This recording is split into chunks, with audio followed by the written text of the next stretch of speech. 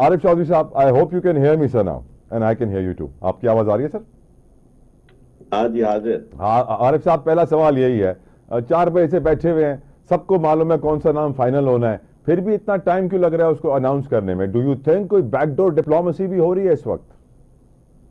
देखिए, मैं आपको अर्ज करूं कि बैकडोर डिप्लोमेसी बहुत ज्यादा हो रही है, क्योंकि असल मामला तो चीफ जस्टिस का ही था, जिसकी वजह से इतना ज्यादा ये जोर लगाया गया कि फौरी तौर पर ये अमेंडमेंट की गई और सब लोगों को दबाव के जरिए या जो भी इस्तेमाल किया गया तरीकेकार फाइनली, यानी मतलब ये खतरा जो था मंसूर अली शाह का और ये 8 रुकनी बेंच का, उस खतरे के पेश नजर ये सारी कार्रवाई हो रही है।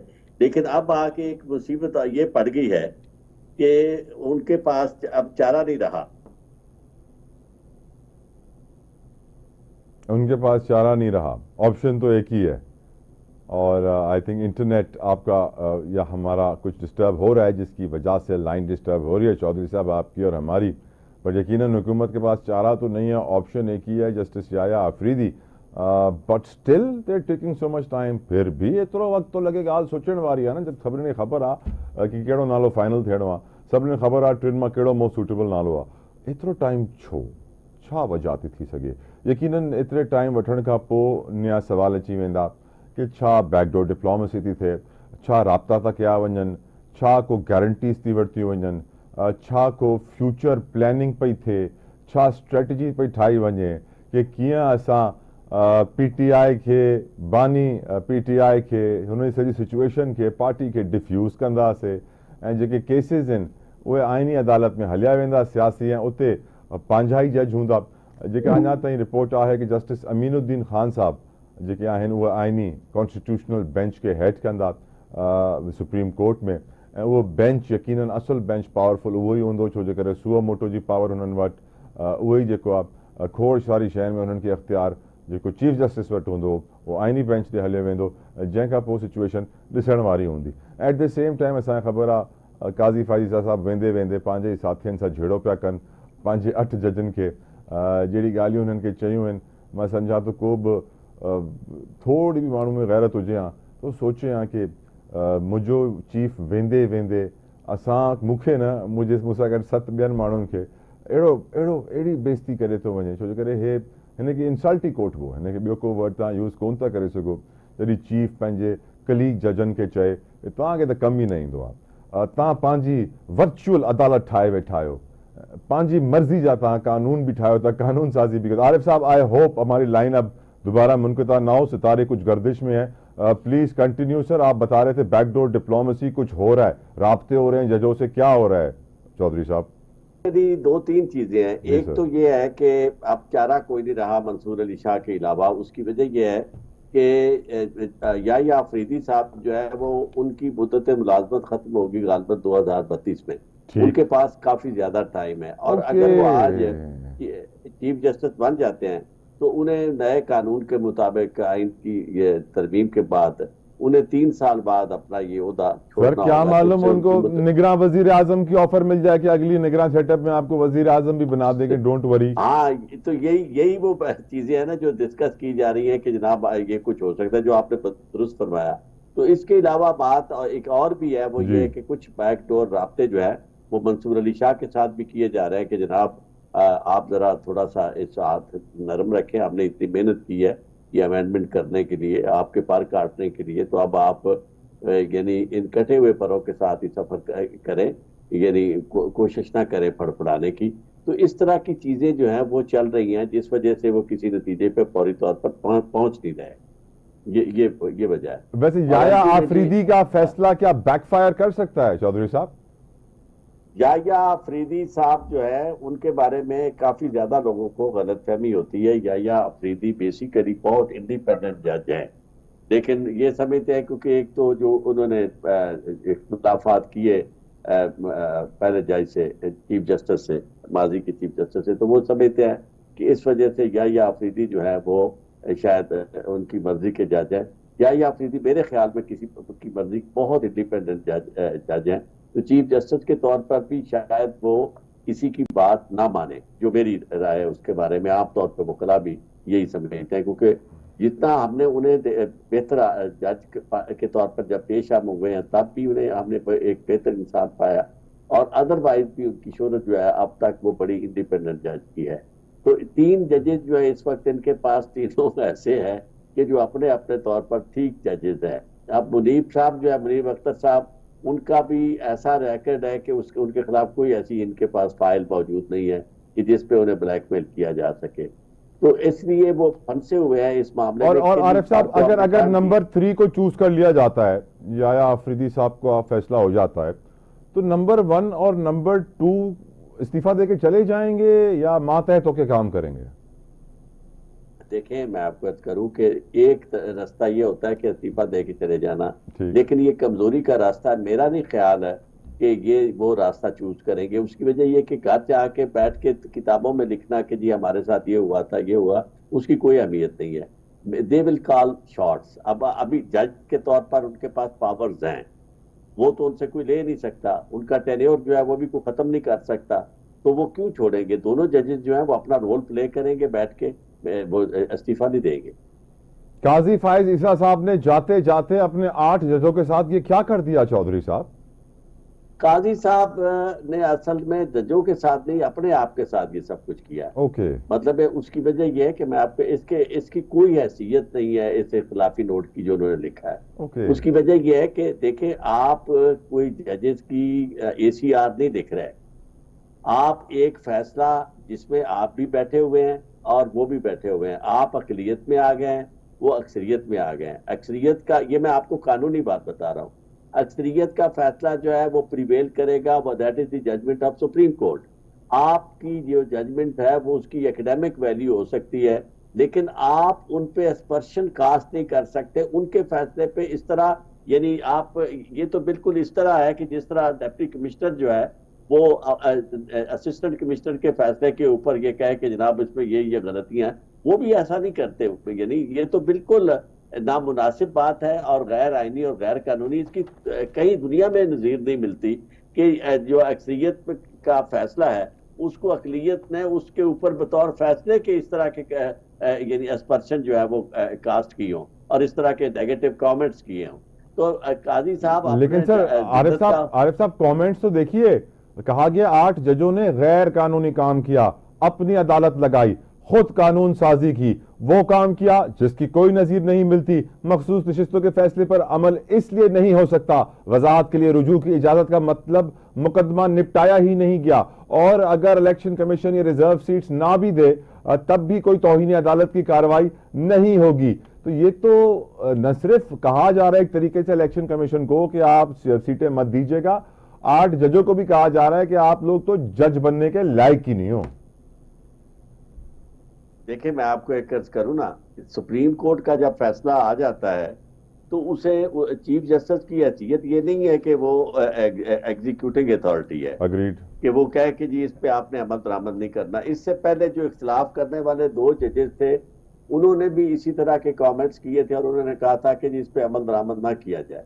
ये बुनियादी तौर पर फैसला ये इख्तिलाफी नोट नहीं है, बल्कि ये उनके बुग़्ज़ के और उनकी अपनी जाती ताल्लुक और अपनी जाती मनफियत की वजह से, जो मैं बिल्कुल क्लियरली मैं ये कह रहा हूँ, उसकी वजह से इस तरह के कमेंट्स हैं। वरना पूरी दुनिया में के ये मिसाल ही नहीं मिलती कि इख्तिलाफ करने वाला ये कहे कि जो अक्सरियत ने फैसला किया उस पर अमल दरामद न किया जाए। वो ये तो कह सकता है कि ये टेक्निकल बुनियादों पे वो अपनी राय देगा।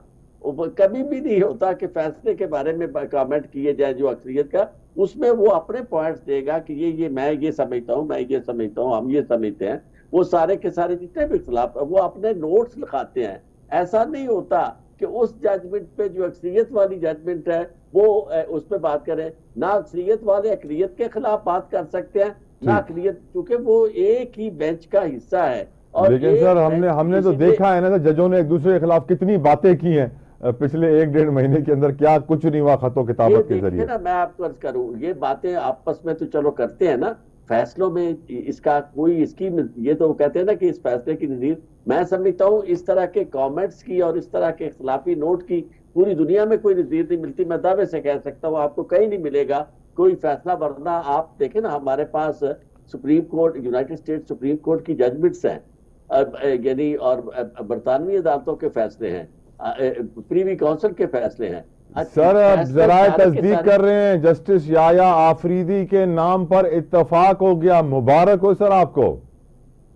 नहीं, मुझे किस चीज की मुबारक? सर पूरी आपके मुबारक नए ये चीफ जस्टिस के देखिए, नाम पे इत्तफाक हो गया है सर। आई थिंक ये तो मिठाई खाने अभी वाली नाम बात पे है। इत्तेफाक हुआ है ना, लेकिन यू नेवर नो कि जो वो क्या कबूल करते हैं। जैसे आपने फरमाया था, आपकी राय ज्यादा इसमें सका है, सका बंद है। सर एक और जरा एक और चीज भी कह रहे हैं आरिफ साहब, वो कह रहे हैं कि आईनी बेंच की सरबराही अमीनुद्दीन खान साहब के हवाले की जाएगी। फिर आप क्या माहौल देखेंगे? हाँ जी, माहौल फिर वही जो चाहते हैं वो, यानी बेबस किस्म का यानी चीफ जस्टिस, और वो उन्होंने बनना, अगर वो कबूल कर लेते हैं तो एक पूरी बेबसी के साथ वो चीफ जस्टिस होंगे जिनके पास इख्तियारात नहीं है।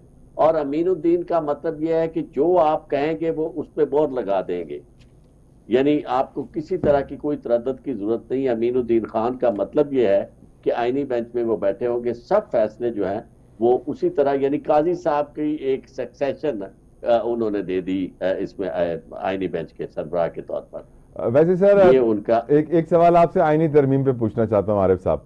जब कहा जाता है कि इस आईनी तरमीम के जरिए आम आदमी को जल्द इंसाफ मिलेगा, बर वक्त इंसाफ मिलेगा, तो एक आम आदमी मेरी तरह सोचता है कि क्या जजों की छुट्टियां लगता है खत्म हो जाएंगी? अब अदालतें जो हैं रात 9-10 बजे तक चलेंगी, 2 महीनों की गर्मियों की छुट्टियां किसी भी को नहीं मिलेंगी, इतवार के रोज भी काम किया जाएगा। लेकिन होता उसके बरक्स ही है। ये जो आईनी तरमीम आई है, इसके लिए हमारे वजीर आजम कहते हैं कि सियासी तरक्की, मुआशी तरक्की, मुआशरती तरक्की और बहाली और इस्तेहकाम का दौर देखेगा पाकिस्तान, खुशहाली का दौर देखेगा। कैसे आरिफ साहब, कैसे?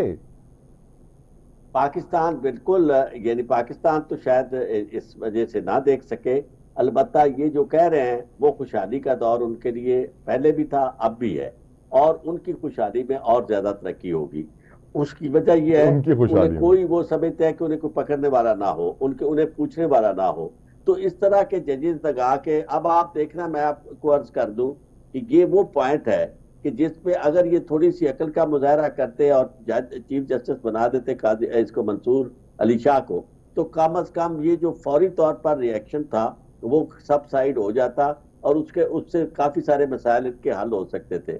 अब पाकिस्तान फिर बड़ी दलदल में फंस गया, क्योंकि ये जो कंट्रोवर्शियल अपॉइंटमेंट्स हैं जिसमें जूनियर मोस्ट जज को आप बना रहे हैं उसका आईनी बेंच का सरबराह, और यानी सीनियर मोस्ट के तौर पर उस पर लिखा होगा, लफ्ज इनका होगा सीनियर मोस्ट, यानी यही तरमीम आपने देखी होगी जब वो लॉ मिनिस्टर कह रहे थे ना कि उसकी जगह सीनियर मोस्ट कर दिया, तो उसका मतलब ये था कि ये सीनियर मोस्ट यानी ऑलमोस्ट इनके चीफ जस्टिस होंगे ये पैरेलल।